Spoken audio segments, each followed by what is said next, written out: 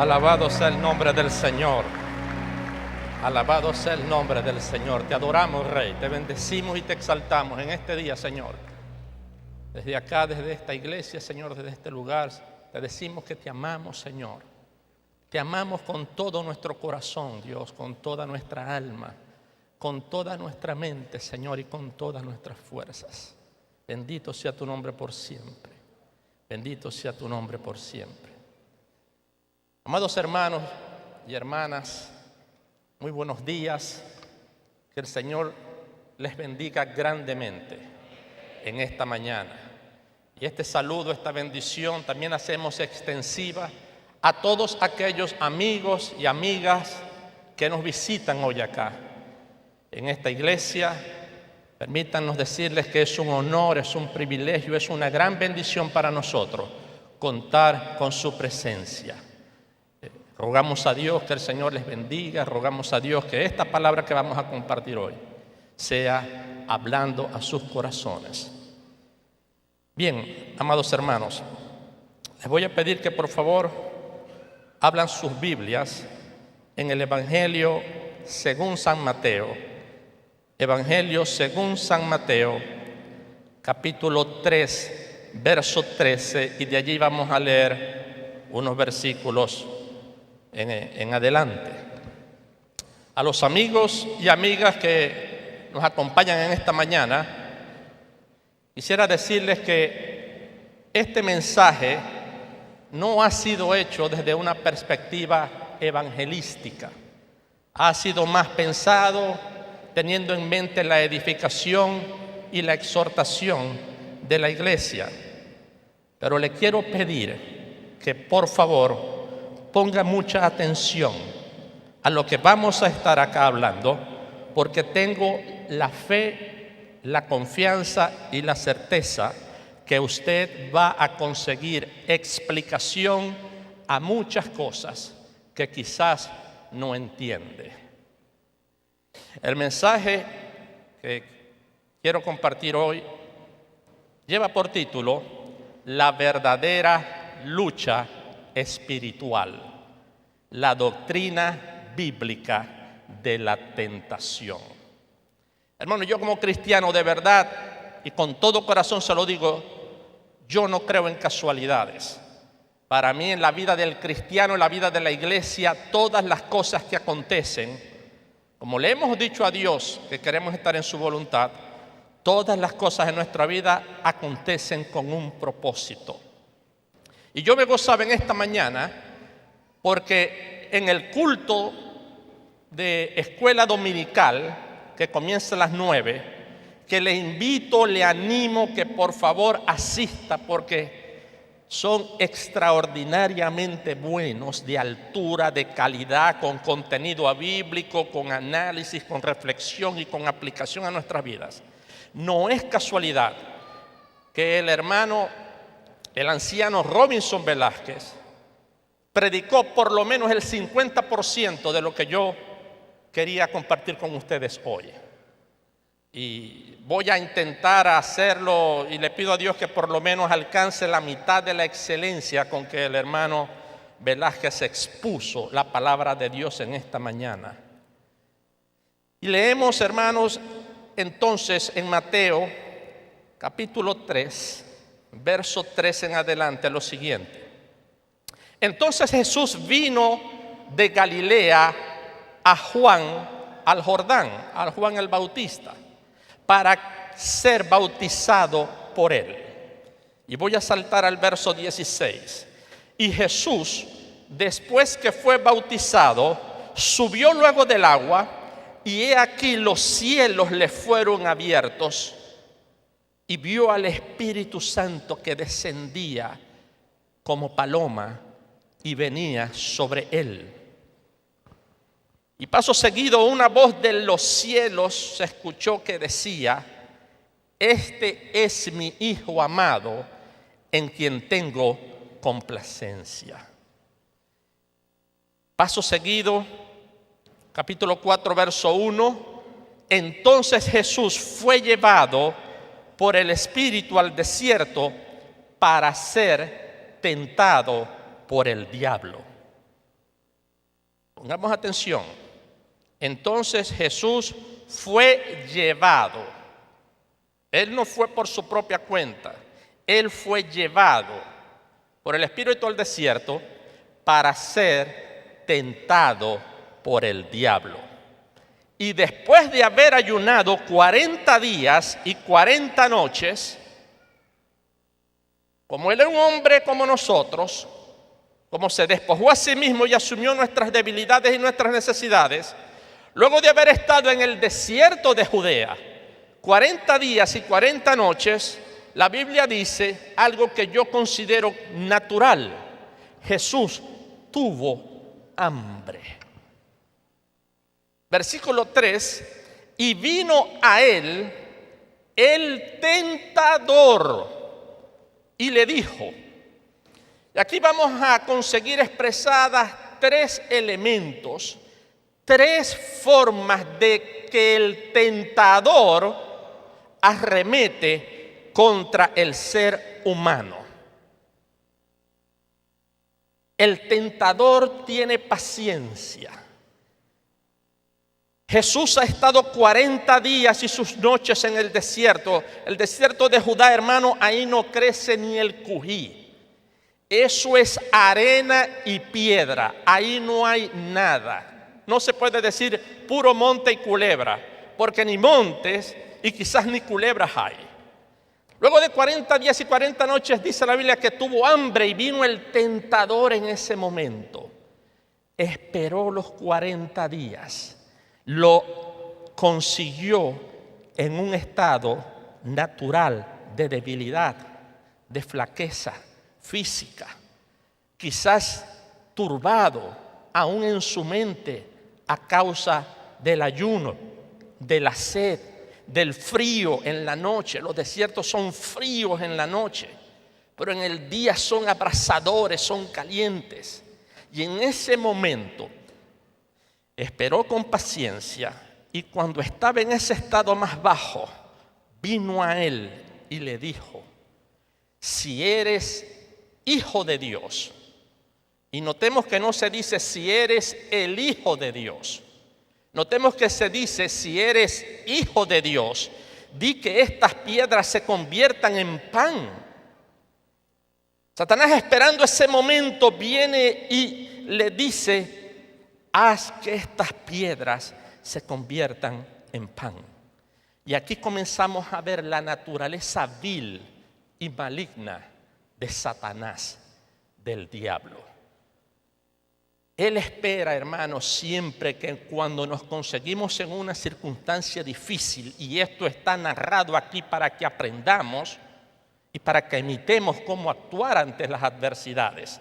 La Biblia nos quiere decir, hermanos, que cuando nos conseguimos aquí como Jesús en un momento de dificultad, quizás de escasez, quizás de precariedad, Satanás va a venir a aprovechar ese momento para tentarte. Di a estas piedras que se conviertan en pan. Está utilizando la coyuntura orgánica de Jesús para decirle a Jesús: concéntrate en el problema particular. Quita tu vista de lo espiritual, enfócate en lo terrenal. Y hay un aspecto importante. Introduce diciendo: si eres hijo de Dios.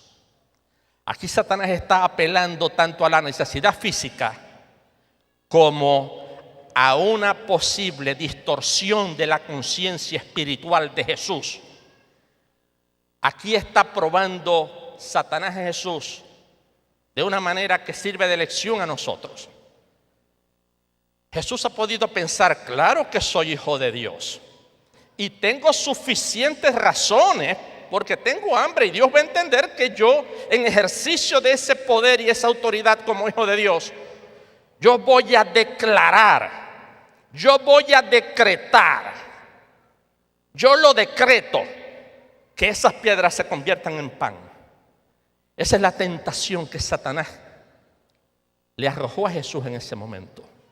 Pero Jesús no cayó en la tentación de esa superioridad espiritual. Él no se desvió. del aspecto de su conexión con Dios para enfocarse en la circunstancia momentánea que él estaba viviendo. Él ha podido hacerlo, pero él primero buscó en sus recursos espirituales cuál era la voluntad de Dios.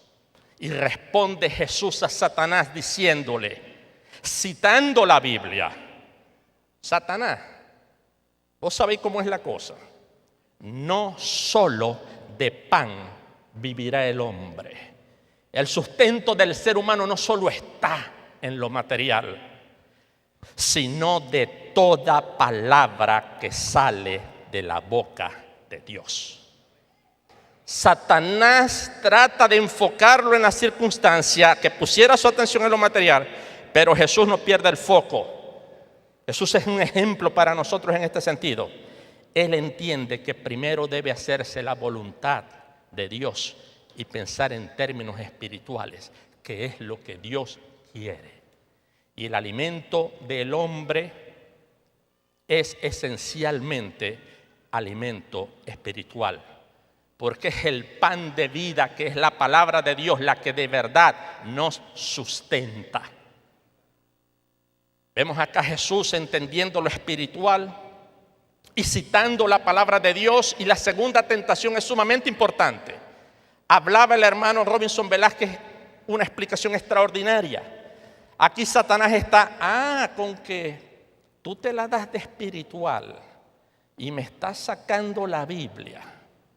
Y Satanás entonces utiliza esos recursos para elaborar otra tentación típica de Satanás, en la cual muchos de nosotros lamentablemente como cristianos caemos en la tentación.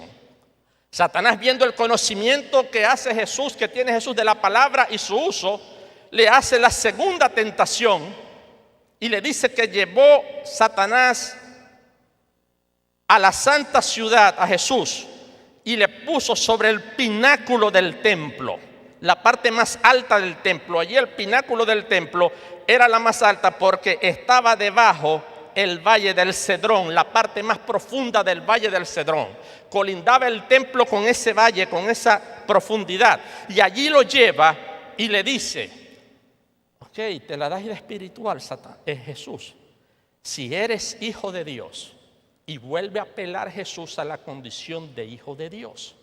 Si eres hijo de Dios, échate abajo, porque escrito está, y le cita el Salmo 91, a sus ángeles mandará acerca de ti, y en sus manos te sostendrá, para que no tropiece tu pie con piedra alguna. Es palabra de Dios, amén. Es verdad sólida e inmutable, amén. Sin embargo, aquí está la tentación, el uso que hace el enemigo para sacar del contexto lo que dice la palabra de Dios y utilizarla para que nosotros hagamos algo que a Dios no le agrada. La manipulación escritural, hermanos. La torcedura que hace Satanás, y esta es una de las estrategias favoritas de él, apelar a la palabra de Dios y torcer su significado, sacar la verdad que allí está fuera de todo contexto y así engañar a los hijos de Dios. Hermano, estrategia favorita de Satanás es utilizar la Biblia para que usted haga lo que a Dios no le agrada, torciendo, engañando y diciendo y aplicando lo que la Biblia no dice. Esa es una tentación que Satanás ha estado utilizando con mucho éxito últimamente. Torcer la palabra de Dios, citar la palabra de Dios para torcerla, para hacerla decir lo que la Biblia no dice. Jesús no cae en esta tentación y le dice, ¿es verdad? ¿Es verdad? Eso que me estáis citando del Salmo 91 es verdad, pero lo estáis sacando fuera de contexto, Satanás. ¿Sabes por qué? Porque escrito está, no tentarás al Señor tu Dios. Le vuelve a responder con la palabra y vuelve a colocar el contexto en la intención y el propósito que fue escrito, no para tentar a Dios, sino para entender que en verdad la palabra de Dios tiene que coordinarse, tiene que integrarse, porque en la narrativa, en el discurso completo, no en un texto sacado fuera de contexto, es donde está el propósito de Dios para nuestras vidas. Amén. Y aquí viene la última tentación. Aquí Satanás cambia la estrategia, ya no vuelve a decir si eres hijo de Dios. Entendió que Jesús, como hombre espiritual, como hombre conocedor de la Biblia, sabía que por ahí no iba a exacerbar, no iba a tratar de azuzar a Jesús para que cayera en altivez espiritual, en apelar a su condición de hijo para que decretara sin saber la voluntad. La tercera tentación, versículo 8, dice: otra vez le llevó el diablo, pero esta vez ya no al lugar más alto del templo, sino a un monte muy alto. Satanás llevó a Jesús a un monte muy alto, más alto que el pináculo del templo, y le mostró todos los reinos del mundo y la gloria de ellos. Los reinos y su gloria, sus riquezas, su poder. Le mostró no uno, todos los reinos que en ese momento había en el mundo, y le dijo: todo esto te daré. Agárralo. Todo esto puede ser tuyo. Aprovecha. Si postrado me adoras. Si postrado me adorares. Aquí ya está apelando no a una instancia espiritual en Jesús, sino a una instancia material, carnal, al poder, al ansia de poder, de autoridad, de dominio, de riqueza, de avaricia que tiene el hombre. Reinos significan poder, autoridad, capacidad de control. Estaba en lo más alto y dice: wow, qué capacidad de control, de poder y de dominio puedo yo tener. Favorita estrategia de Satanás, que lamentablemente muchos cristianos hoy mordemos. Hay hermanos a quien se les da la bendición y el honor de servir en lugares altos dentro de la iglesia. Y en vez de entender que esa es una posibilidad extraordinaria para servir a los hermanos y al Señor, lo hacen para asumir una actitud prepotente, altiva, de poder. Y lo vemos entonces caminando así con la Biblia, con el orgullo. Tengo poder, estoy acá en el lugar alto. Y no sirvo, sino que espera que me sirvan. Sino que espero que me sirvan. Esa es una de las tentaciones que aquí vemos incluidas. ¿Y qué hace el Señor ante esta oferta? Una vez más, sin dialogar, sin ponerse a discutir, sin ponerse a pelear y a debatir con Satanás, el Señor simplemente hace lo que la Biblia nos dice que hagamos: refutarlo con la palabra. Y viene el Señor y les dice: vete, Satanás, porque escrito está: al Señor tu Dios adorarás y solo a Él servirás. Bendito sea su nombre. Y dice la Biblia: bendito sea su nombre.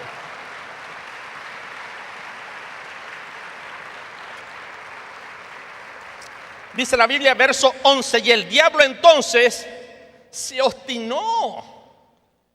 No puedo con él, no hallo cómo entrarle. Dice la Escritura: el diablo entonces le dejó. Y he aquí que luego vinieron ángeles y le servían. Bendito sea su nombre. Me encanta lo que añade Lucas en la misma narrativa, capítulo 4, verso 3, donde dice: y cuando el diablo hubo acabado toda tentación, es decir, todas las formas en que él sabe tentar, se apartó de Jesús por un tiempo. Porque ese personaje es insistente. Ese personaje no cesa. Y me encanta lo que dice Lucas posteriormente en el versículo 14 de ese mismo capítulo 4, que luego de haber resistido la tentación, dice: y volvió Jesús en el poder del Espíritu a Galilea, y su fama crecía por toda la tierra. La fama de Jesús no vino porque se le dio poder. La fama de Jesús vino porque se sujetó a Dios, obedeció a Dios, resistió al diablo y el diablo lo dejó. Y Dios es el que le da la fama. Amén. Por sus frutos los conoceréis. Y el que es fiel en lo poco, Jehová pone en lo mucho. Esa es la enseñanza de esta narrativa, amados hermanos. Pero también entendemos que lo que en este pasaje se plantea es la confrontación directa entre Satanás y Jesús, el Hijo de Dios. Y es evidente de lo que todo esto nos revela. No es más que los principios fundamentales de una lucha espiritual. Esto, cuando uno lo ve desde una perspectiva completa, entendemos que lo que aquí Dios nos está enseñando con esta vivencia de Jesús son los principios claves y fundamentales de la lucha espiritual. Como podemos ver, hermanos, dicha lucha espiritual tiene su expresión concreta, se hace realidad, se concretiza en nuestras vidas a través de la tentación. Y esta a su vez tiene su origen ¿en quién? En Satanás. Hay una lucha espiritual que tiene su origen en un personaje específico, Satanás. No en vano, hermano, uno de los nombres que se le da a Satanás en la Biblia, y en especial y particular en este pasaje, ¿cuál es? El tentador, porque su función, su cualidad esencial para con los cristianos es tentarlos, involucrarlos en una confrontación espiritual. En virtud de esto, hermano, quisiera que procediéramos en esta mañana a profundizar un poquito más sobre el tema de la tentación, o más bien de las tentaciones, y más específicamente aquellas que tienen como fuente a Satanás. Y cómo son estas tentaciones, hermanos, las que constituyen el núcleo central de la verdadera lucha espiritual. Pero antes de continuar, hermanos, permítanme hacer una aclaratoria en cuanto a la tentación. La Biblia enseña que existen dos tipos de tentación y esto lo tenemos que tener claro. Porque si bien es cierto que Satanás es la fuente y el origen de la tentación, es de la tentación espiritual, la externa. Hay otro tipo de sensación según la Biblia, que a los cristianos les gusta olvidarse porque es más fácil echarle la culpa a otro que asumir las responsabilidades a uno mismo. Hay una tentación interna que tiene su origen en nuestra naturaleza caída y es lo que la Biblia denomina la concupiscencia. La concupiscencia, hermano, no es otra cosa que la tendencia natural que tenemos los seres humanos a hacer lo malo, a satisfacer los deseos y las pasiones pecaminosas. Aquí Satanás no entra, esto es interno. Es esto lo que enseña Santiago capítulo 1, versos 12 al 15, que quiero que por favor lo anoten, lo lean y lo reflexionen. Santiago 1, voy a leer del 13 al 15, dice lo siguiente: cuando alguno es tentado, no diga que es tentado de parte de Dios, porque Dios no puede ser tentado por el mal, ni Él tienta a nadie. Verso 14. Sino que cada uno es tentado cuando de su propia concupiscencia es atraído y seducido.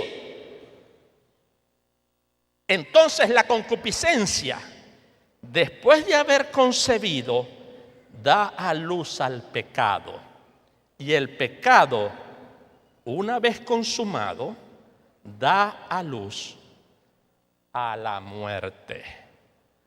Hay un tipo de tentación que es interna, la de la concupiscencia. Pero hay otra que según la Biblia se nos dice que es externa, que tiene su origen, aquí sí, en Satanás y en un conjunto bien organizado de demonios que están bajo su mando y bajo su control. La primera tentación, la interna, es la que podríamos llamar una lucha carnal, una lucha terrenal, una lucha contra el mundo. Al involucrar elementos asociados a la carne y al mundo. La segunda forma de tentación, la externa, es la que podemos denominar en efecto la lucha espiritual propiamente dicha. Y es la que involucra a Satanás y a sus demonios y los constantes ataques de estos en contra de los hijos de Dios. Este tipo de lucha, esta especie de toma y dame que se desarrolla a nivel espiritual entre el tentador y los seres humanos, es la que ya vemos planteada al comienzo de la Biblia en el jardín del Edén. Génesis 3, 1, 6, donde se narra la tentación del diablo al primer hombre. Y es este tipo de lucha también, hermano, la que vemos ampliada con mayor detalle en el pasaje de Mateo 3 que leímos anteriormente y que vale la pena siempre analizar con entendimiento y detenimiento. Si ponemos atención, hermano, a lo que la Biblia dice allí en Mateo 3:13 hasta el 4:12, notaremos algo sumamente importante y revelador y sorprendente. El evento, hermano, curioso. Aquí está Jesús. Ya sabe que es momento de asumir su ministerio de salvación como el Mesías Redentor. Y es bautizado y sube del agua. Y el evento con que se inaugura su ministerio redentor en este mundo, luego de recibir el Espíritu Santo, fue el de enfrentar la tentación. Yo no creo, con toda honestidad, que esto sea una casualidad o que esta narrativa de este hecho sea algo frívolo o sin sentido. No creo que es casualidad que el evento que Dios determinó para que Jesús diera inicio a su ministerio público haya sido el de la tentación. Lo que el Señor nos quiere enseñar, hermano, por medio de esta narrativa es que el tema de la tentación del diablo, como forma por excelencia de lucha espiritual, es un tema fundamental. Por eso es que se inicia el ministerio de Jesús de esta manera. Y que por tanto, hermano, no debe ser dejado a una interpretación a la ligera, ni debe estar basado, como en muchas ocasiones sucede en la iglesia, en experiencias personales. Si leemos con detenimiento lo dicho allí en Mateo 3:16, vamos a ver que luego de estos eventos, dice la Biblia, versículo 1, capítulo 4, entonces Jesús fue llevado por el Espíritu al desierto para ser tentado. Amados hermanos y hermanas, no había Jesús terminado de secarse bien cuando fue llevado al desierto para ser tentado. Ahora bien, ¿quién fue el que llevó a Jesús al desierto para ser tentado por el diablo? Satanás. Satanás es maluco. Satanás lo llevó para poderlo tentar allí. ¿Es eso lo que dice la Biblia? No. Dice la Biblia que fue un fariseo, de esos malos fariseos que habían allí, que anticipando lo que Jesús iba a hacer, quisieron llevarlo para que fuese tentado. Eso es lo que dice la Biblia.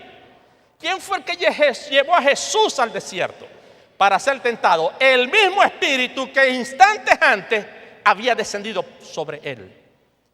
Qué interesante hecho, ¿verdad, hermanos? El que llevó a Jesús al desierto para ser tentado fue el mismo Espíritu Santo. En este punto se hace obligatorio preguntarnos qué razones podría tener el Espíritu Santo para hacer esto con Jesús. Porque me parece importante esta pregunta, y esto no está aquí para entretenernos, ni que está aquí de lujo, ni por casualidad. Aquí hay un mensaje importante, aquí hay una actitud, aquí hay un curso de acción que el Señor quiere enseñarnos, porque lo que está en la Biblia es para que lo aprendamos y lo imitemos. Por eso el título que usa Jesús para con los creyentes es ser hijos, niños. Un niño no aprende por teoría. Los que tienen niños aquí saben que un niño aprende por imitación. Si usted quiere que un niño ore antes de comer o ore antes de acostarse, no le diga y le lea versículos bíblicos. Hágalo usted y él lo va a ver y él lo va a imitar. Eso no es así.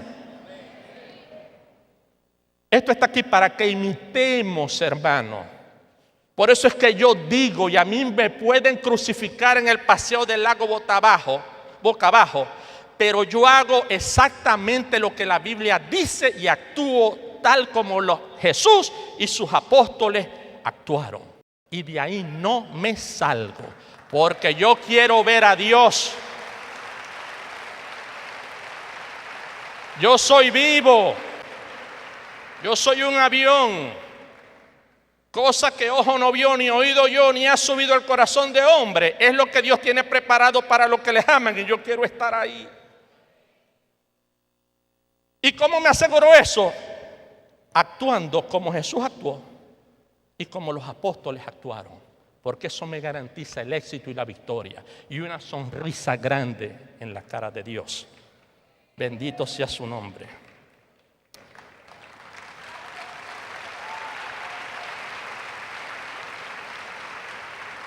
Sea vivo, hermano, sea vivo espiritual, astuto como una serpiente, pero manso como una paloma. Amén.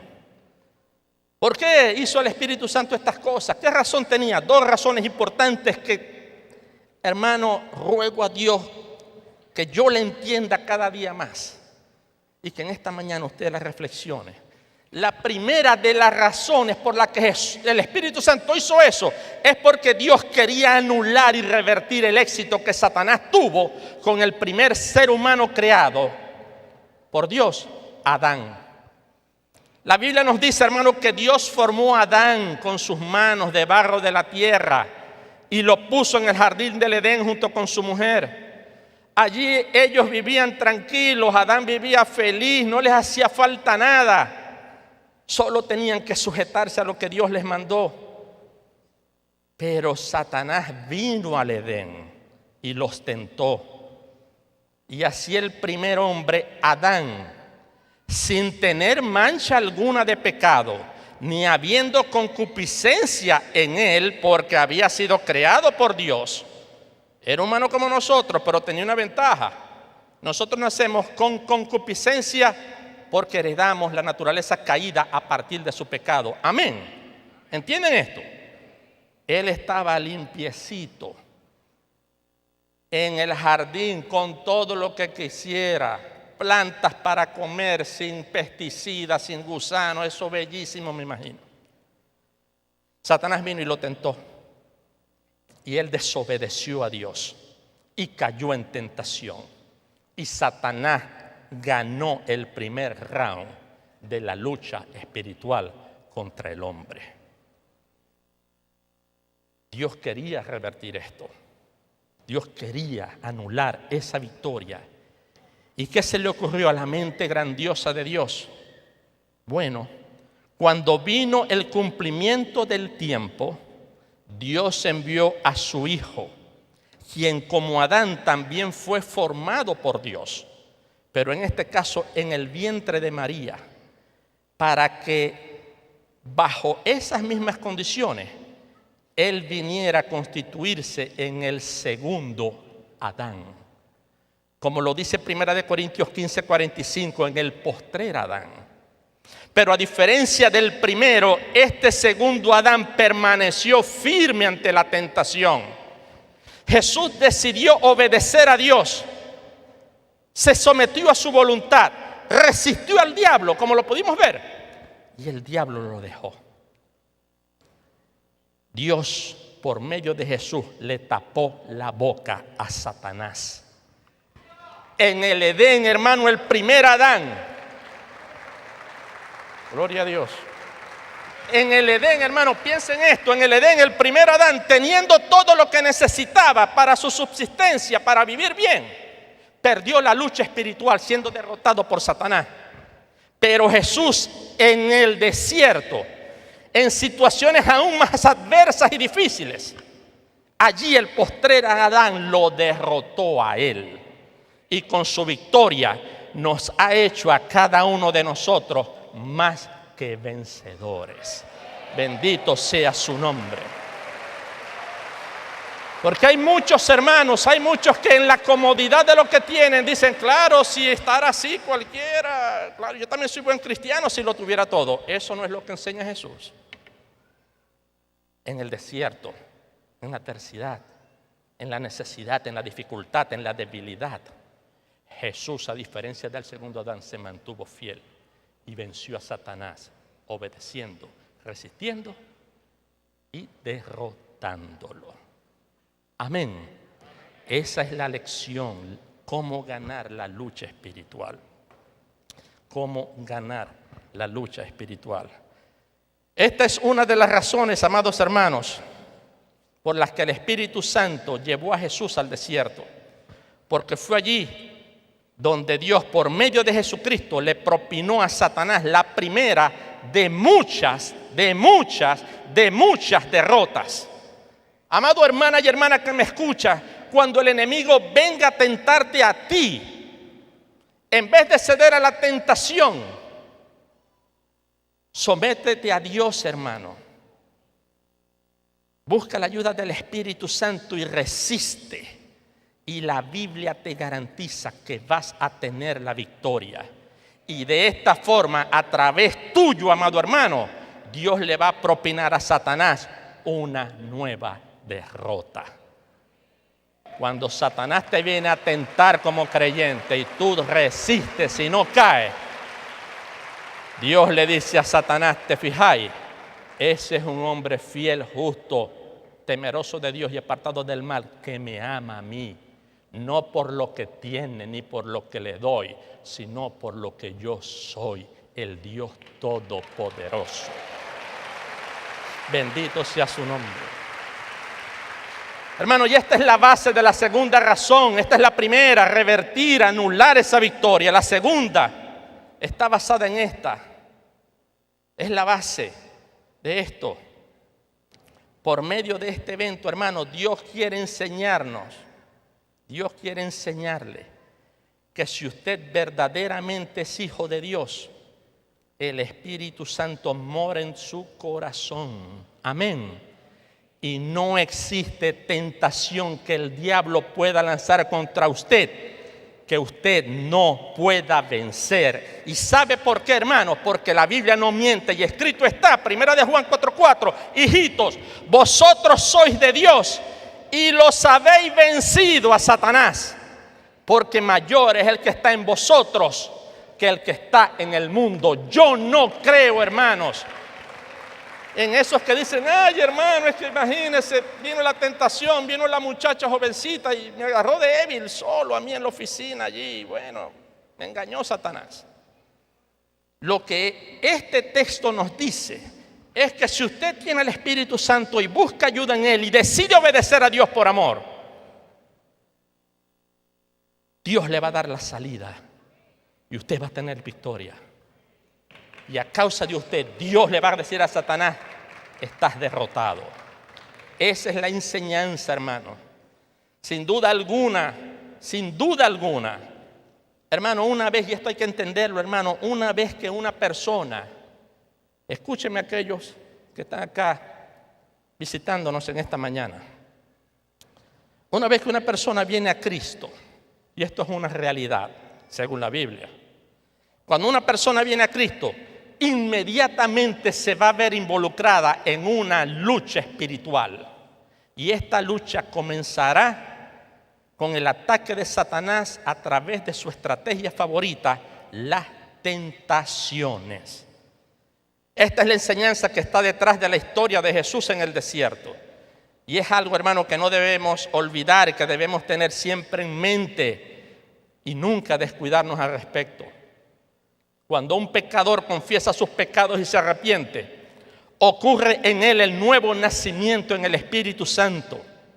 Y en consecuencia, ¿qué sucede? Deja de ser esclavo del pecado y pasa a ser verdaderamente libre. Amén. Es limpiado de toda inmundicia por medio de la sangre de Cristo. Amén. Y asimismo es llevado del reino de las tinieblas al reino de su luz admirable y de la potestad de Satanás a Dios. Amén. ¿Cree usted esto, hermano? Qué bueno que lo cree, porque eso es lo que dice la Biblia. Ahora bien, usted es salvo y comienza a vivir en esta bendición, libre de la esclavitud del pecado, limpio, y en el reino de la luz admirable de Cristo, bajo la potestad de Dios. ¿Cuál cree usted? Por favor, medite.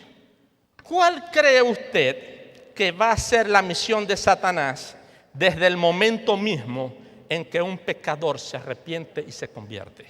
¿Se va a quedar tranquilo? Míquete que se va a quedar tranquilo, hermanos. Es allí donde comienza la lucha espiritual. Amén. Amén. Satanás va a querer hacerlo nuevamente esclavo del pecado, porque él va a querer revertir la obra de Cristo, de que él pagó con precio de sangre la libertad de usted del Egipto de pecado. Y él va a querer traerlo de nuevo a la esclavitud de él. Él va a querer que usted vuelva a sentir rencor, envidia, odio, celos, resentimiento, falta de perdón.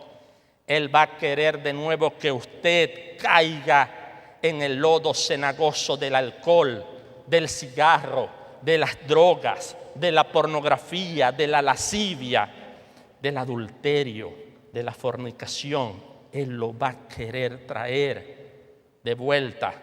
Él va a procurar llevarlo de nuevo al reino de las tinieblas para que deambule como un ciego en busca de una felicidad que fuera de Cristo nadie puede alcanzar. Satanás va a procurar, hermano, ensuciarte de nuevo el alma con la mancha oscura y fea del pecado, para que en usted no resplandezcan más los atributos de Dios en la forma del fruto del Espíritu, sino que vuelva a exhibir en usted los atributos de Satanás: la maldad, la envidia, el robo, el asesinato, la mentira. En otras palabras, hermanos, lo que Satanás va a buscar y a procurar es sacarte a ti del círculo de tu santidad, para arrastrarte nuevamente al terreno de la pecaminosidad. Como hemos visto en la segunda tentación, hermanos, Satanás se sabe la Biblia muy bien. Él sabe que allí dice claramente que sin santidad nadie verá a Dios, y Él va a procurar en una lucha sin cuartel de volver atrás. Satanás va a querer recuperar a aquellos que han sido arrebatados de sus garras, hermanos. Él va a atacarnos con todas las tentaciones posibles para volvernos a poseer. Y Él va a intentar hacer esto todos los días, hermano, todos los días, en cada oportunidad que se le presente. Satanás no descansa. Él va a estar siempre como león rugiente buscando a quien devorar. Y esto lo hará, hermano, por medio del uso de esa herramienta predilecta con la que él cuenta, con la que él tienta a los hijos de Dios: la tentación. Es esto lo que él usó en el Edén. Es esto lo que él usó en el desierto con Jesús. Y es lo que va a usar contra ti y contra mí todos los días de nuestra vida, sin darnos tregua. Esta, amados hermanos y hermanas, es la verdadera lucha espiritual que enfrentamos los cristianos según lo enseña la Biblia. Pero como dice Santiago 1:12, bienaventurado el varón que soporta la tentación, porque cuando haya resistido la prueba, recibirá, ¿qué cosa? La corona de vida que Dios ha preparado y tiene lista para dársela a aquellos que le aman. Amén. Bendito sea su nombre. Bendito sea su nombre.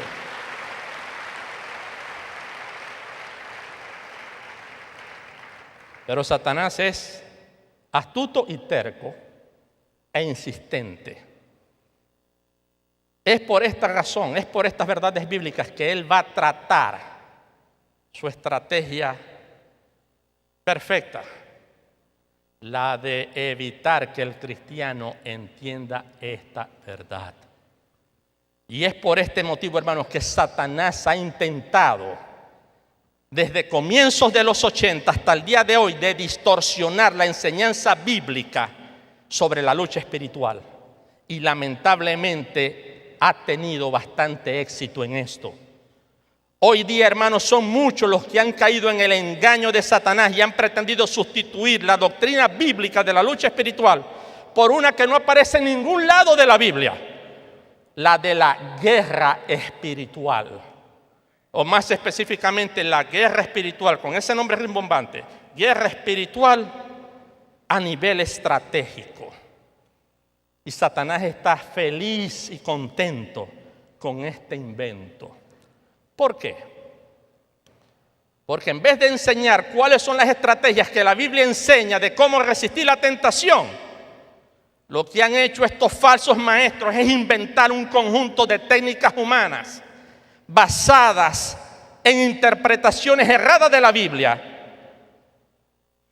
con las que enseñan a los cristianos a vivir en un constante estado de guerra en contra de Satanás y los demonios, inmersos en una especie de psicosis guerrerista, en donde el creyente deja de ser siervo de Dios para convertirse en un guerrero espiritual. Y esta psicosis, hermanos, los lleva a ver demonios, como dice la pastora, hasta en la sopa, en todos lados.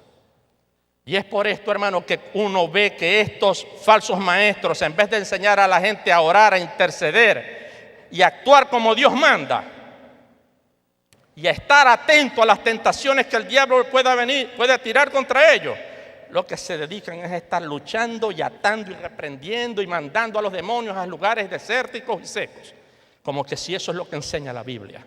Satanás está feliz con esta mentira. Querido hermano y hermana y amigo que me escucha, déjenme decirle con toda humildad y responsabilidad que no existe ningún versículo en la Biblia que apoye esta enseñanza. Ni uno solo, ni medio versículo. Lo que sucede, hermano, es que estos falsos maestros, en base a 7 u 8 versículos mal interpretados, como lo hace Satanás en la segunda tentación, sacándolos totalmente fuera de su contexto, han generado una doctrina que se adapta más a lo que ellos quieren y les conviene que a lo que la Biblia enseña.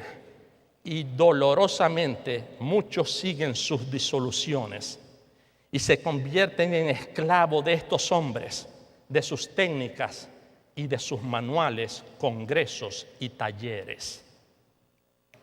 Hermano, déjeme decirle con toda humildad que yo he escudriñado bien estos 7 u 8 versículos que siempre esgrimen. Les puedo dar la lista: Mateo 12:29, Mateo 16:19, Lucas 10:19, Jeremías 1:10, Efesios 5:11 y 6:13. Pero déjenme decirle, hermanos, que ninguno de ellos, interpretado como Dios manda, en el contexto semántico, en el contexto histórico, en el contexto teológico en los que fueron escritos, apoya de manera alguna esa doctrina de guerra espiritual. No tengo tiempo para profundizar sobre esto, hermanos. Pero si hubiese aquí alguien que quisiera ahondar sobre este tema o quiere conversar conmigo sobre lo que he dicho, les ruego, les suplico y le invito a que por favor hablemos cuando usted lo considere conveniente. y en el espíritu y en los términos que la Biblia indica, con mansedumbre, con respeto, pero sobre todo con reverencia a la palabra de Dios y no a las experiencias personales ni a los testimonios de otros. Hablemos conforme a lo que la Biblia dice, interpretándola como Dios manda. Ahora bien, hermanos, ¿cuáles son esas estrategias que la Biblia sí enseña para hacerle frente a la tentación del diablo y derrotarlo? Las tenemos claramente expuestas, hermano, en el caso de Jesús en el desierto.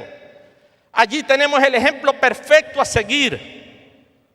Es a Jesús a quien debemos imitar. Amén. ¿No lo creen? Es a Jesús, hermano, y a los apóstoles. Hay ejemplos bellísimos en el libro de los Hechos de cómo actuar en contra de la tentación espiritual. Hay allí. El Señor, dice la Biblia, que nos ha dado autoridad para echar fuera demonios. ¿Lo dice o no lo dice la Biblia? Claro que lo dice.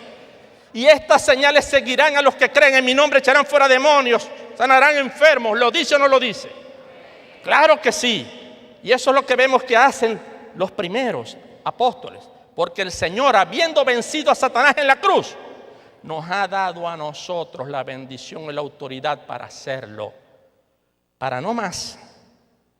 Poder y autoridad para echar fuera demonios. No para estar decretando que se haga la voluntad nuestra sin importar la de Dios. Y para estar mandando a nadie que haga nada. Según la Biblia. Si quiere hablar conmigo, con todo gusto, hermanos. Con amor, con respeto, con humildad, con reverencia. No vemos a Jesús en el desierto, hermanos, diciéndole a Satanás, yo te reprendo en mi nombre. Ni tampoco yo te ato, Satanás, en mi nombre. No, hermanos. Jesús actuó en una forma que posteriormente sería recogida por el apóstol Santiago en el siguiente versículo. Importante, Santiago 4:7. Esta es una de las bases fundamentales de la lucha espiritual. Someteos pues a Dios, resistid al diablo y él huirá de vosotros. Amén. Sencillo, hermanos. Pero es más fácil actuar en la prepotencia espiritual de aquellos que caen en la tentación de Satanás, de Jesús en el desierto. Si eres hijo de Dios, hace esto, pues, tírate, pues no tenéis fe, super fe. Es más fácil actuar bajo esa carnalidad. Es mucho más fácil eso que someterse a Jehová, resistir los ataques de Satanás para que él huya de nosotros como huyó de Jesús. Amén. Y no le tenga miedo al diablo, hermanos, como muchos parecen por allí temerle. La Biblia dice claramente esta verdad, primera de Juan 5:18. Sabemos que todo aquel que ha nacido de Dios, por un lado no practica el pecado, y además, aquel que fue engendrado por Dios, le guarda. ¿Quién es aquel que fue engendrado por Dios? Jesús. Jesús es aquel que fue engendrado por Dios, y la Biblia dice que el que fue engendrado por Dios le guarda y el maligno no le toca. Sencillo, hermano. ¿Por qué inventar tecnologías y técnicas y manuales cuando está sencilla la enseñanza de Dios? Por otro lado, hermano, contamos con la ayuda de Dios para no caer en la tentación, si es que oramos siguiendo la estructura de la oración modelo. Notemos que una parte de dicha oración contiene las siguientes frases que son una provisión. Dios es sabio.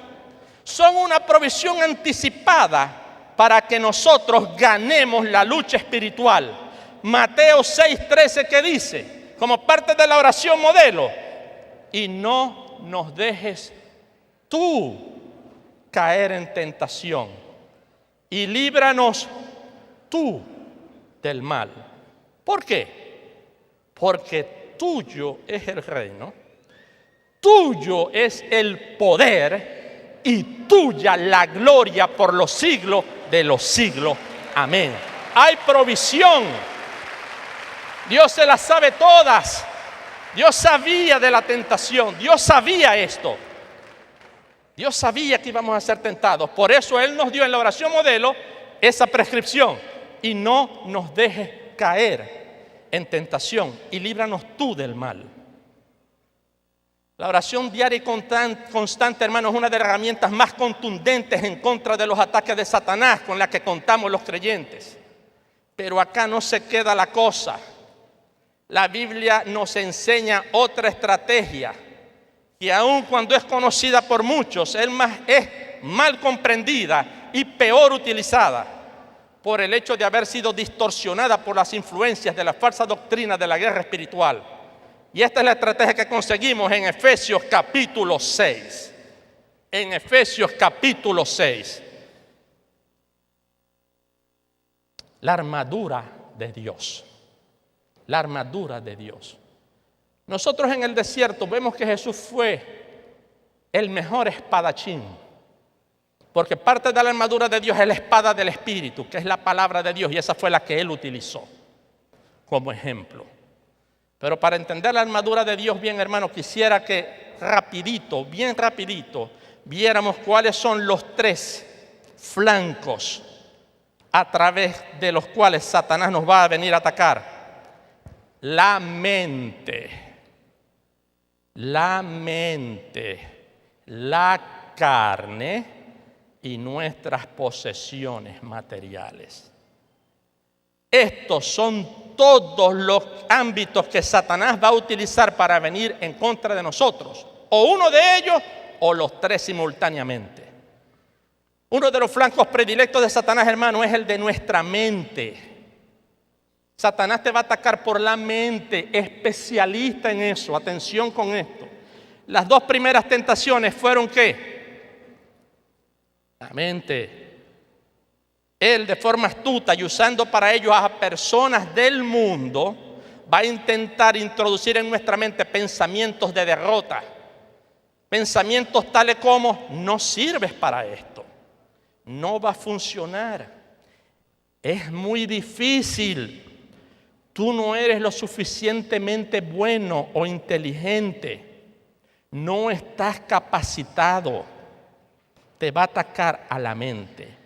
Y ejemplo perfecto de esto, hermano, lo tenemos en el libro de Nehemías. Y yo les quiero pedir, voy a predicar de esto en una ocasión, pero yo les quiero pedir que usted lea, por favor, Nehemías, los capítulos 2, 3 y 4. Porque allí vamos a ver cómo Satanás utiliza a las personas de este mundo para humillar, para desanimar y para frustrar a Nehemías. Cuando Nehemías se dispuso a servir a Dios y reconstruir los muros caídos de Jerusalén. ¿Cuál fue la respuesta de Nehemías? Cuando lo lean, ustedes no van a leer ahí que Nehemías agarró a Sanbalat, a Tobías, y en el nombre de Jesús yo te ato, Sanbalat, y al espíritu territorial de sus pueblos yo lo ato. No vemos a Nehemías haciendo eso. Véanlo, estúdienlo. ¿Qué es lo que hace Nehemías? 4 veces cuando los vienen a atacar en diferentes formas a su mente, a sembrarle derrota, burlándolo. Ese muro, si una zorra se sube, se cae. Vos no servís para eso, Nehemías. Las burlas. ¿Qué es lo que hace Nehemías? Lo que Dios espera que hagamos. Nehemías oró y actuó, continuó la obra y Dios le dio la victoria y 52 días después terminó los muros de la ciudad. Esa es la enseñanza bíblica. Pero también Satanás te puede atacar en la mente de otra manera. Te puede venir a decir: tú eres hijo de Dios, tú eres el mejor, no necesitas a nadie, tú puedes hacerlo solo, tú te las sabes todas. Tienes toda la capacitación de seminarios, de talleres, de cursos. ¿Para qué vas a trabajar en equipo si tú te bastas por ti mismo? La mente. Igual lo hace con la carne. Igual lo hace con nuestras posesiones. ¿Qué es lo que dice la Biblia, hermano? Efesios 6, 11. Vestíos de toda la armadura de Dios. Y con esto termino. Para que podáis estar firmes contra las acechanzas del diablo. Aquí no es la armadura para ir a guerrear contra Satanás. Aquí es la armadura para estar esperando lo firme sus acechanzas. Y leemos en el versículo 13 de ese Efesios 6. Por tanto, tomad toda la armadura de Dios. ¿Para qué? ¿Para qué, hermanos? Para que podáis resistir en el día malo, y habiendo acabado todo, estad firmes. Estad pues firmes, orando en todo tiempo, con toda oración y súplica en el Espíritu, y velando en ella con toda perseverancia y súplica por los santos. Amén. Estos son los principios de la guerra espiritual, la verdadera, la bíblica, la que te va a dar la victoria y la que va a evitar que Satanás te saque de tu círculo de santidad. Amén. Vamos a tener un momentito de oración. Padre, en el nombre de Jesús yo te pido, Señor, que esta palabra tuya en esta mañana, Dios, hable a nuestros corazones una vez más, Señor. Que podamos aprender de ella lo que tú nos enseñas, los principios para vivir de manera sana, feliz y victoriosa, Señor, para poder ser de bendición y de servicio a otros, Padre, para poder crecer en el conocimiento tuyo, Dios, para poder, Señor, ante las tentaciones del diablo, poder, Señor, nosotros derrotarle sin caer en la tentación. Te doy gracias, Dios, por la bendición que nos has dado en esta mañana de compartir esta palabra. Y ahora quisiera hablarles a aquellos amigos y amigas que en este lugar se encuentran. Estoy consciente de que este mensaje, como dije, no ha sido un mensaje evangelístico. Ha sido un mensaje para la iglesia, para edificación, para exhortación, para consuelo. Pero yo tengo la certeza de que el Señor hoy te ha hablado a través de su palabra. Yo tengo la certeza, estoy seguro, porque a mí me aconteció, y yo no soy el mejor, y yo no era el mejor de los hombres. Muy probablemente usted se encuentra hoy encerrado en una lucha espiritual, y quizás enfrenta situaciones que usted quiere dejar, pero no puede. Satanás está allí para hacerte sufrir, para evitar que salgas, para incitar a otros al odio, a la división, al pleito familiar, a la desobediencia de tus hijos, al brollo y la murmuración de tus amigos. Él está ahí para usar estas cosas para dañarte. Pero en esta mañana quiero decirte, hermanos, que tú no estás solo. El Señor, si tú se lo permites, va a estar contigo y te va a salvar, te va a sanar, te va a ayudar a salir de ese vicio, a salir de esa atadura que puedas tener. Yo quiero decirte en esta mañana que el Señor te ama, que el Señor murió por ti en la cruz del Calvario.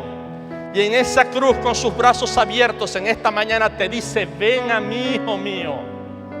Ven a mí, criatura mía, que yo te haré descansar.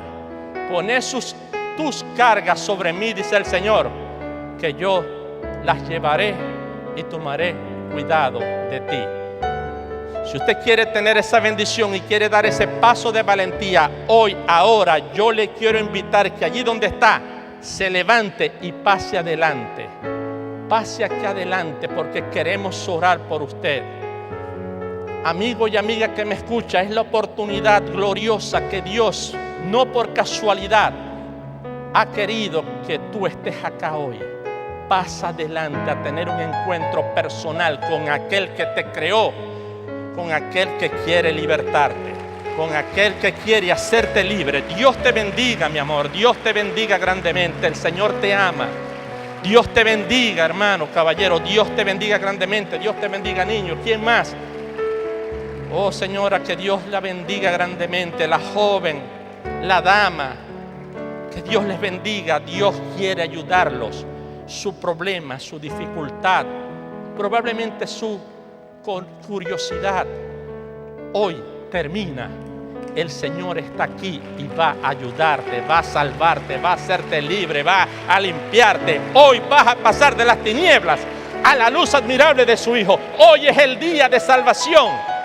Hoy es el día de salvación. Dios te bendiga, caballero, con su hijo. Dios te bendiga, mujer. Dios te bendiga, familia. Hubiese alguien más en esta mañana. ¿Qué impide? Dios bendiga al caballero, al joven. ¿Qué impide? Dios te bendiga. ¿Qué impide que esta mañana tú vengas a tener un encuentro con aquel Dios que te ama y quiere ayudarte? Que no haya una tentación de Satanás hoy diciéndote: ¿y por qué te vas a meter evangélico? Vos estáis loco, vas a dejar de beber. Que Satanás no te engañe en esta mañana. Ven y recibe la salvación en Cristo Jesús. Hubiese alguien más. Hermosa cosecha en esta mañana. Hubiese alguien más. Vamos a estar orando entonces. A ustedes los quiero felicitar. Es un paso tremendo, sencillo como parece, pero que solamente los valientes lo toman. Dios bendiga al caballero, valiente hombre que hoy pasa adelante. Hoy día va a culminar, hoy día va a comenzar una nueva vida, se los digo en Cristo. ¿Saben por qué? Todas esas personas que están acá un día tomaron esa decisión y dan testimonio como yo de que la mejor vida posible es la vida en Cristo. No hay otra, con toda seguridad. Yo les voy a pedir, hermanos y hermanas, que cierren sus ojos. Esta vez no más, cierren sus ojos. Van a repetir esta oración conmigo. Y es la única vez que van a repetir una oración. Dios te bendiga, hermano. La última vez que van a repetir una oración, porque de hoy en adelante las puertas del cielo y los oídos de Dios van a estar prestos a escucharlos. Cierren sus ojos y repitan conmigo: Señor Jesús, en esta mañana he escuchado tu palabra y quiero responder a ella, viniendo delante de ti para decirte que hoy, ahora, confieso mis pecados. Confieso que he pecado en contra tuya y que hoy me arrepiento. Me arrepiento, Dios, de mis pecados y te pido que me perdones. Perdóname, Dios. Hoy aquí dejo mi vida pasada y comienzo una vida nueva junto a ti, Dios mío. Escribe mi nombre, Dios, en el libro de la vida y dame el Espíritu Santo para que more en mi corazón. Gracias, Señor, en el nombre de Jesús. Amén y amén. Dios les bendiga, hermanos. Ahora queremos nosotros, como iglesia, tener una oración por ustedes. Iglesia, levántate, pon tus manos hasta este lugar y vamos a orar, interceder por estas almas hermosas que hoy terminan una lucha perdida para comenzar una lucha garantizada de victoria. Padre, en el nombre de Jesús venimos delante de tu presencia, Señor, para darte gracias por estos hermosos rostros, jóvenes, adultos, Señor, personas maduras, niños, Dios. Padre, tú les has escuchado a ellos repetir con su boca, no por obligación, porque lo han hecho de corazón, pedirte perdón y arrepentirse. En respuesta te rogamos en el nombre de Jesús que tú les bendigas, que le des, Señor, una experiencia gloriosa hoy mismo de tu Espíritu Santo, Señor. Rompe en el nombre de Jesús, Señor, toda atadura, todo maleficio, toda brujería, toda hechicería que quizás contra ellos han querido hacer personas que le sirven al diablo. Se caen hoy, Señor, en tu nombre. Dale la bendición, Señor, dale consuelo, dale la provisión, Señor, dale la sanidad en el nombre de Jesús, y permite que de ellos se levanten hombres y mujeres con testimonio firme que sean de bendición a otros. Gracias por ellos, Dios, los encomendamos a la dispensación de tu amor y de tu misericordia en el nombre de Jesús. Amén y amén. Muchas gracias, hermanos. Ahora yo les quiero pedir que un momentito se volteen y luego hay unas palabras que a la iglesia les va a decir, y luego yo les voy a pedir que con esos hermanos que están allá, con esos hermanos pastores y ancianos de la iglesia y esas hermosas damas vestidas de verde, vayan porque quieren tener una oración, quizás haya una petición especial. Ellos quieren orar por usted hoy, porque nosotros hoy vamos a ser su familia, quienes vamos a velar y a cuidar de ustedes en oración. Amén. A la cuenta de 3, hermanos. ¿Qué le decimos a los hermanos? 1, 2, 3.